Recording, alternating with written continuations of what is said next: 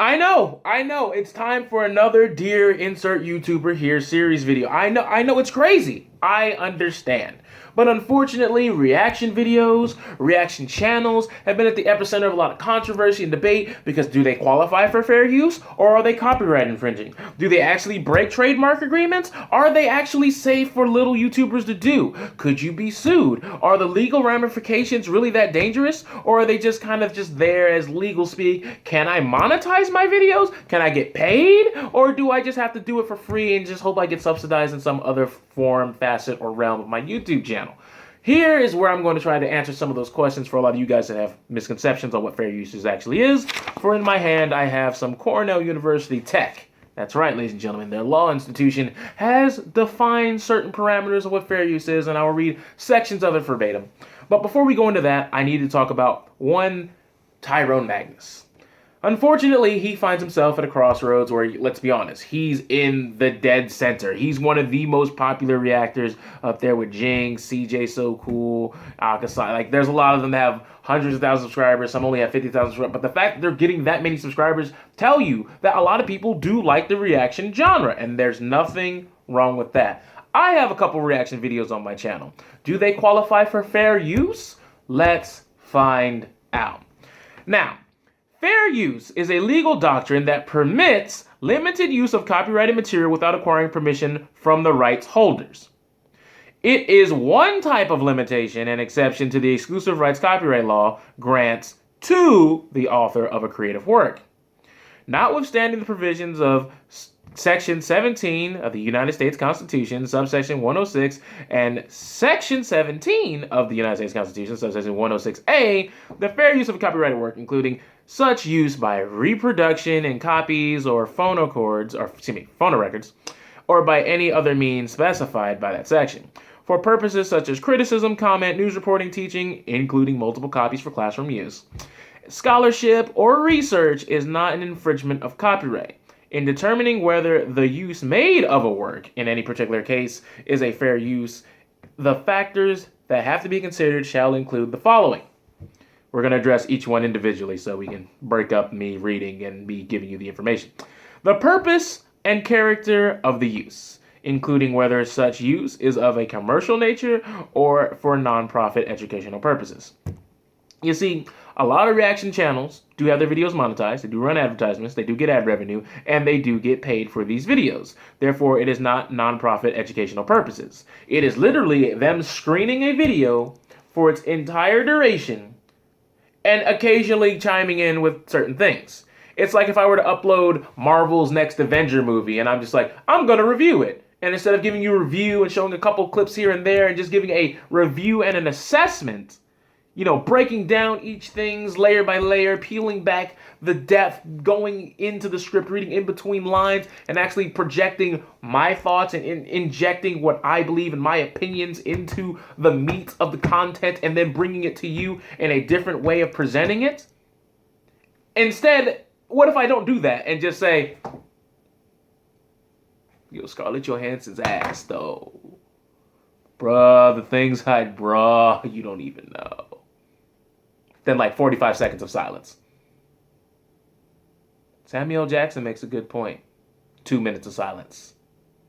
Yo, it's about to get real up in here. Yo, oh my God, bruh. Civil War is about to start. Oh my God, yo, they're lining up. That's not a review. I'm not educating you on anything. I'm literally just screening the film in its duration, and that's not what fair use is about. Continuing on. The nature of the copyrighted work, which we touched upon there. The amount of substantiality of the portion used in relation to the copyrighted work as a whole. As I said, there are certain videos out there that will never have copyrights on them, like Vine compilations and World Star Hip Hop fights. No one's going to copyright a fight because the people who are in the fight ain't getting paid royalty checks for somebody trying to bully someone in school and then catching the driver up. They're not getting paid. They're not making cash off of that. Therefore, it's not going to be copyrighted work. So by all means, if you want to take those don't laugh challenges, don't be scared challenges, and that's your thing, by all means, go right ahead. But when you take, an actual YouTuber who, actually has copyrights and works and things of that nature in the mix, and then you just take their channel, you just take their videos, put them at the bottom left-hand corner and do this, I'm not calling you an asshole, but it definitely makes you look like one when you do this. When you sit there and have nothing to add other than, that was pretty funny. Ha. They should have went with that. And without actually digging in and peeling back some layers and, giving some information and some insights, you're literally just stealing a video. You are the equivalent of a kid in college going, oh man, I got a term paper due? Oh man, darn, I forgot all about it. I only got 2 hours. All right, let's do this.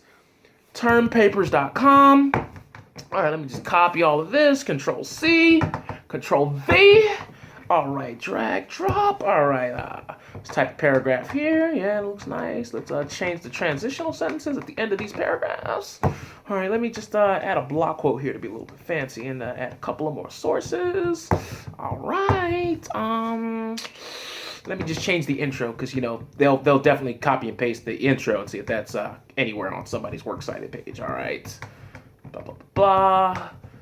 Let's read through and see if there's any words that I wouldn't normally use. Anti-status material. No, we just gonna delete that whole paragraph right there. We ain't doing that. I don't even know what that word means. Nope. All right, put my name at the top, erase the date, subject, class. Boom, send it. That's legit. It's just like a slight touching up. It's the same basic material, just with some new voice kind of in the background every now and then, talking over it, not really assessing or breaking anything down, not really actually trying to change up the game.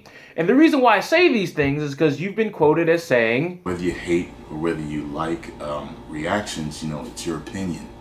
What we all do is fair use, whether he's using clips of me or whether I'm using clips of his videos or anyone else, it's still fair use. And this is the reason why I'm addressing you specifically, Tyrone Magnus, because you said you specifically were protected by fair use, and in some videos you are, and in some videos, very, very, very, very questionable. And one video in particular that I wanted to talk about is one Dragon Ball Z 51 Abridged. You watched that episode. You reacted to it. You basically sat there in silence for about 16, 17 minutes, and then at the end you were quoted as saying this. Can anyone tell me how they actually were able to put this back up? That would be really helpful to me. If they struck a special deal, that'd be a little bit different than any other YouTubers uploading it. You know what I'm saying? So, I'll tell you how. The Abridged series is abridged. I don't know if you know that. That's where the original context of the show is completely changed and mutilated to where it's not a spoiler. It doesn't fit into the same vein. It's not even the same genre of, one's being action and more, trying to rip you at the core, the manly macho machismo flowing out of Dragon Ball Z. And this is just, absolutely LOL, kill yourself comedy. Like, it's a completely different molding of the work. Now, sure, the animation is the same, but even in some behind-the-scenes episodes, if you've actually watched some of the Team 4-Star, they've actually changed some of the animation. It's a completely different thing. It is a whole new assortment and assessment of what the original work was. That's how they're able to keep things up. That, and at the beginning, there's a giant disclaimer you may have heard of, but maybe you haven't. Because they don't actually make money off of that. Their videos aren't monetized. They don't get money from that. They get money from the merchandise and, the other things that they do. But they don't get money off of that, and therefore, by proxy, we do have to talk about this, ladies and gentlemen. We do. The Abridged series, at the beginning, literally says... The following is a fan-based parody. Dragon Ball, Dragon Ball Z, and Dragon Ball GT are all owned by Funimation, Toei Animation, Fuji TV, and Akira Toriyama. Please support the official release. Buy the original stuff! Just do it! That's where the firm difference is on how they're able to keep their stuff up and get their videos back, as opposed to, just staring at the video in the corner of the screen. There's a huge difference between the two. Now, the last two. The effect of the use upon the potential market for or value of the copyrighted work. This whole thing where people like to argue that it's free advertising. Jinx has used the argument in the past. A couple of other reactors said it's free advertisement. And sometimes, yeah, you could see it that way. But at the same time, if you're airing the entire video in its entirety, why would I go watch that video again? That's not something that people normally do. I literally just watch you either like or rip this video a new one, why would then I go watch the video that I just watched on your channel? Now, you may be saying, oh, but it is free advertisement. And yes, you could see it that way. If that's your opinion, that's fine. But I'm going to give you something that is a fact. If I personally watch somebody or watch a video with somebody and say, wow, that video is awesome, that does not mean I'm going to go watch the video every single time. Like, it's like, oh man, it's a 1-to-1 ratio. Every time I see a video on my friend's computer, that I now have to go watch it and give it another viewing. That's not what I do. So if I see a reactor do it, and, once again, your commentary isn't, very consistent. It's not long. It's not meaty. It's just kind of there as background noise, really, to be fairly honest with you, in some of your reaction videos. And it's like, then why would I need to watch it? I saw it already. Boom. They just lost a viewer from someone who could potentially want to view that type of content in the future. So you got to, there's two sides of that. There's definitely two sides of that. There are people who do go watch the video. That's not what I'm disputing. What I'm saying is when you say free advertisement, you are hurting them in ways, and you could see yourself as helping them in ways if you're popular enough. But as we all know, there's some people down there that have like 1,000 subscribers, and like they're not really helping the bigger YouTubers that they're quote unquote trying to react and get popular off of, am I right? And things of that nature. But let's continue on. The fact that a work is unpublished shall not itself bar a finding of fair use if such finding is made upon consideration above all factors. That means just because if you aren't published or you aren't making money or you aren't, backed by some company, that doesn't mean that, you're safe. That doesn't mean that you can go freely distributing whatever it is that you do or that you call poppycock and just distribute that content. Now, as I've said in the past, I've probably said it before in this video, but there's certain videos out there that you can react to. When people get into fisticuff fights in the street, they're not getting paid royalties. The fight isn't owned by anybody. You didn't set it up. It wasn't claimed. There wasn't any sort of acting going on. It was just two people swinging on each other. And if the fight was popular enough and there was a lot of people around, you may not be the only person with a video of aforementioned fight. Therefore, you can't copyright claim it. Therefore, if someone reacts to it, it's fair use because, let's be honest, no one can claim it. If the two people who were in there fighting can't claim it, neither can the person that filmed it because it would have been unwilling participants who were getting filmed. So in these Vine compilations where there's people around and everyone involved isn't informed, and a lot of these other videos that, are quote-unquote social experiments, a lot of these videos can be reacted to due to the simple fact that you can't copyright these type of things, due to the simple fact that you don't own the people. That's just not something that happens.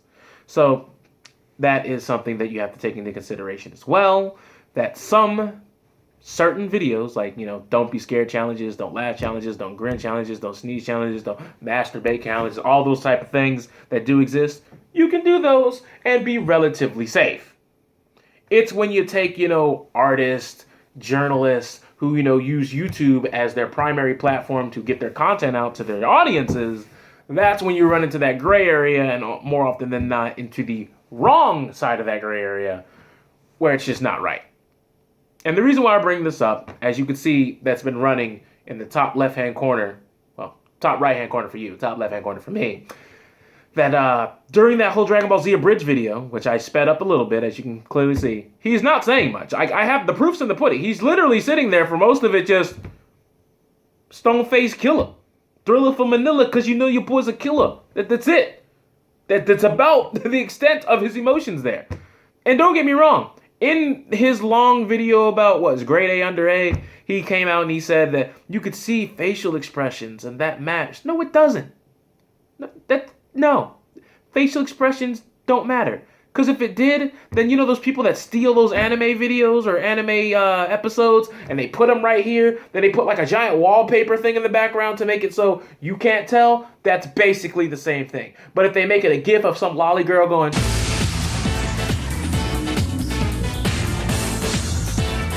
And it just loops back and forth. That's essentially what it is. It's giving the same exact amount of constructive criticism or criticism at all or commentary that you would give in a lot of the videos that you and a lot of reactors make.